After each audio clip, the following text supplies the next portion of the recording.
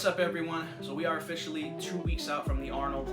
I'm very excited. I'm going to give you guys a brief update on training, brief update on my diet, and then I'm going to talk about some topics that people have asked me to comment on, give them some advice about. So let's go ahead and start with the training update. So I feel like I'm giving the same update every time, but training is going really well. I mean, if it wasn't going well, I would be honest and I'd say it wasn't, but it really is. All the numbers that I have planned, I typically plan my numbers ahead of time. I'm hitting all the numbers and they're moving exactly how I would expect or how I want them to. And I'm just really excited for this meet. Like I've said before, I think it's going to be a big meet for me. I have one more week left, one more SBD day. I have 2 more weeks of training, but one actual heavy SBD day. Typically I do my heaviest week 1 week out before the meet, and then taper, and then it's meet time. So yeah, that's it. Just very excited and hopeful for a big performance. I think everything is kind of coming together really well, and I'm kind of doing my best to drive myself forward in that direction. Let's go ahead and talk about diet, and I'm just gonna give a very brief update. I talked more in depth last episode about my diet, but just overall continuing the trend, healthier, higher quality foods, more protein in general, eating a lot of beef, eggs, orange juice, milk, just overall just higher quality foods, and not really feeling like it's doing anything yet. I understand that it probably takes more time before you start to feel any sort of benefit from changing your diet, but overall just feeling good. Mentally, I feel good about what I'm doing, and I think that over time I will start to feel those benefits. Alright, so let's talk about those topics. So the first thing that I want to talk about is overcoming anxiety and mental blocks when it comes to training. And this is something that one of my lifters asked me, and I want to be able to share that response with you guys. And there's a couple of ways you can deal with this, but the first thing that I like to do is deal with the mental aspect of it. And so this is kind of a hit or miss way to deal with it, but sometimes it's the easiest way because it has the least interference with training and programming. But really, I'll just try to get people to reframe things. I'll try to get them to understand that this anxiety that they're experiencing may be a good thing. It might give them a little extra boost, and it might give them a little bit more on meet day or when they need to perform on these heavy singles, heavy top sets, etc. But at least in my experience, that's what's always worked. I get nervous and anxious when it comes to these heavy lifts, and I use that to outperform my other weeks of training, because I can just come in really nonchalantly and just train. But if I come in, on a heavier day and I, mentally turn it on and I try to, I really have a lot of intent behind the lift, it can usually make it move a little bit better. And I tell my clients the same thing. If you use that anxiety and try to harness it, you could potentially perform better by using that. Like I said, it's always been the case with me. This is not always a good option for everyone. It's not always viable. Not everybody can do this.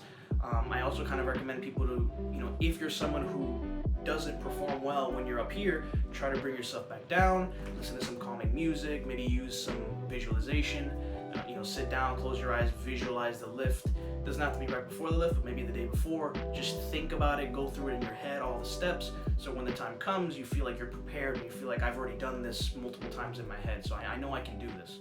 Obviously be reasonable, pick numbers that are realistic. Don't try to go for something that it's way out of the scope of what you're capable of just because you visualize it in your head. Doesn't mean it's going to be able to happen.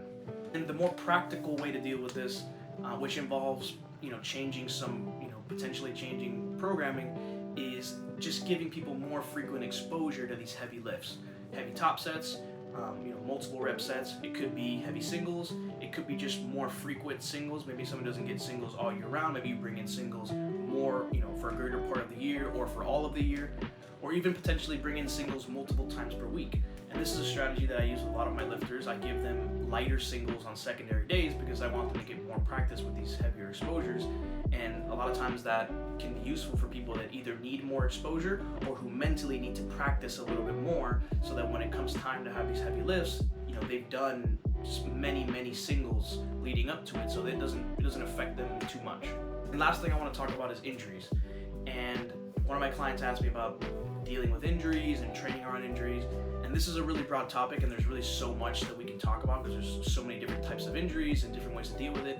But really, for me, when I think about an injury, it's somebody trying to do more work than their tissues are currently adapted for or that they can recover from.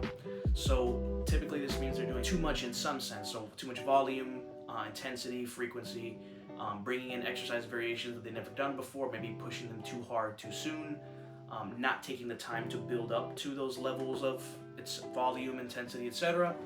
And sometimes you really need to scale back a little bit. My advice is usually, find a threshold of pain that you feel comfortable training through, and if you're feeling more than that, then just kind of back off, maybe skip some sets, maybe take it a little bit lighter, and give your body some time to heal. A lot of these injuries are something that within a few days or a week can go away because they're not true injuries. Obviously, if you have a real true injury, then you may need more intervention than that. But in general, I've had plenty of people that have little things that come up and then it goes away, within a short period of time. It's happened to me plenty of times. I've had things that hurt for a couple of weeks. I've had things that hurt for a couple of months, and it pretty much just goes away on its own as long as I'm just kind of being smart with things. So I can typically push through a lot of pain and continue to train and even continue to make progress, but I know some people don't feel comfortable doing that. So for them, I usually recommend somewhere around a 4 out of 10 pain. And if you're experiencing anything more than that, it's probably not worth pushing through. If you're around that 4 out of 10 or less, a lot of times you can continue to push and make progress, and sometimes those injuries just go away by themselves. Another recommendation that I give my athletes is to find a warm-up that is specific to the area that's bothering them. So I've had people with, let's say, glute or quad or back, certain things that are bothering them, and I write a more specific warm-up for those tissues, and just warming those tissues up is enough to allow them to be able to train relatively pain-free, and maybe that's all they needed. More often than not, when you're managing an injury, it's going to deal with managing workload. A lot of times your workload is just too much and you maybe need to scale back a little bit, or at least until that injury heals, and then you can slowly ramp back up to your normal levels of training volume, intensity, etc. Alrighty guys, thanks for watching the video. If you liked it, please like it. Please subscribe to the channel. I got one more video coming out before the Arnold. Try my best to get that video out before I have to fly out to Ohio, but if I don't, you'll get it right after, and then I'll have the last video, which will be like the recap of the meet. Thanks for watching guys. See you in the next one. Peace.